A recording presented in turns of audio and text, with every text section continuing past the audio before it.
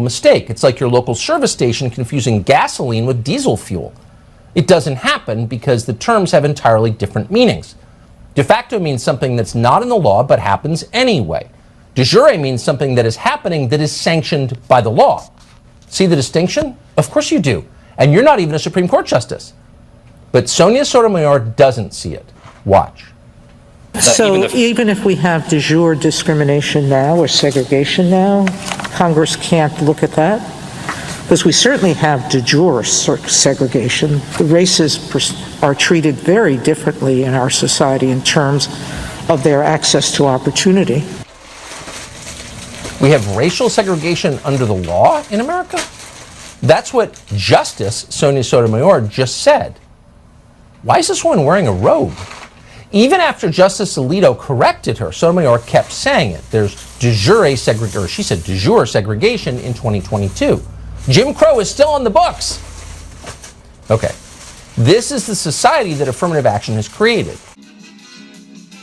President Biden met with 3 U.S. winners of the 2022 Nobel Prize. Dr. Caroline Bertozzi, who won the Nobel Prize in Chemistry. Dr. John Clauser, who won the Nobel Prize in Physics.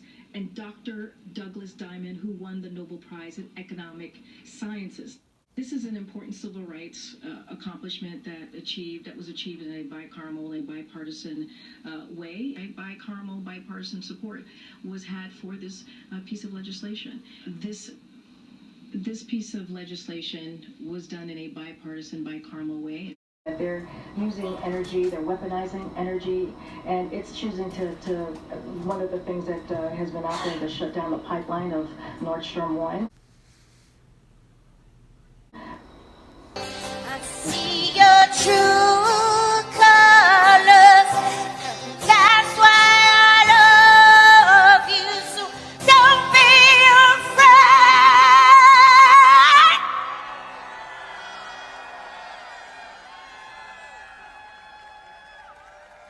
Power to all the people.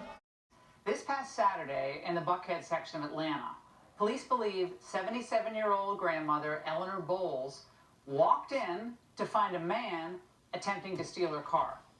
After she tried to stop the would-be robber, he allegedly stabbed her to death and proceeded to steal the car.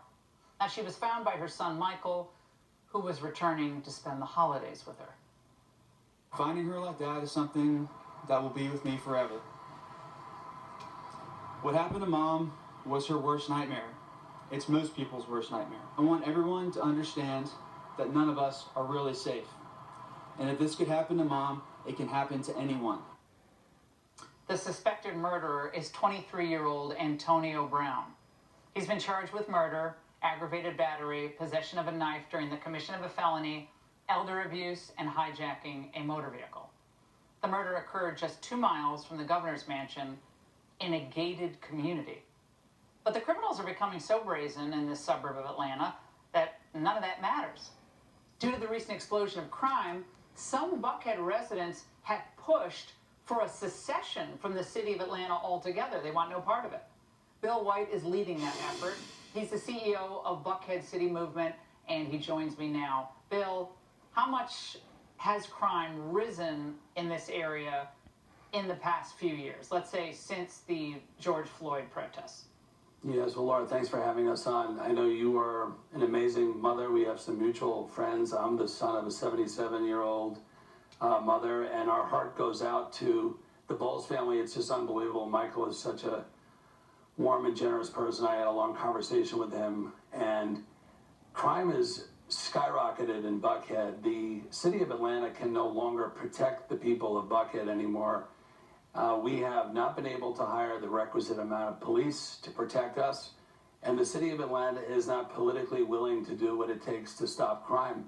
You know, Laura, this crime was completely avoidable. He has a rap sheet as long as your arm, and the DA is spending her time prosecuting somebody we all know for a phone call, as opposed to putting the 18 lawyers working on that on putting this man in jail. He should have not have committed that crime because he should be rotting in jail. And that's the fact. And with the Buckhead City movement, we are just looking to put public safety number one. The Democratic policies of Atlanta are failing. They can't keep us safe.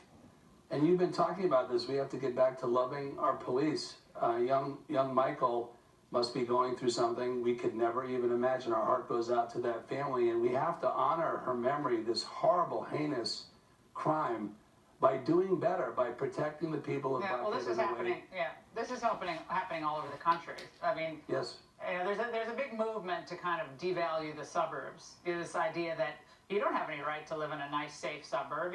Why do you have a right to do that? So whether it's building low-income housing or high-rises that in traditionally residential area, I mean things are changing, and it's done with a purpose. That her friend, Eleanor Bowles' friend, spoke to our local Fox affiliate about what was once considered a safe and very friendly neighborhood of Buckhead. Watch.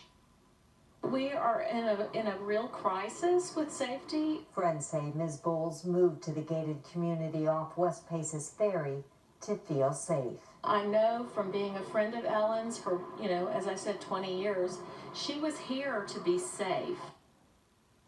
So she moved there to be safe. It's gated. Somehow this Antonio Brown character, got through the fence and was able to do what he did. Yeah, that's right. Still murdered. Yeah, that's right, Laura. And thank you for pointing that out. He had just previously tried to rob a liquor store. They were chasing him out of the store, and they had called the police. And we do not fault the police for this. Just there's not enough police in Atlanta, and no cop wants to work for a city that voted to defund the police.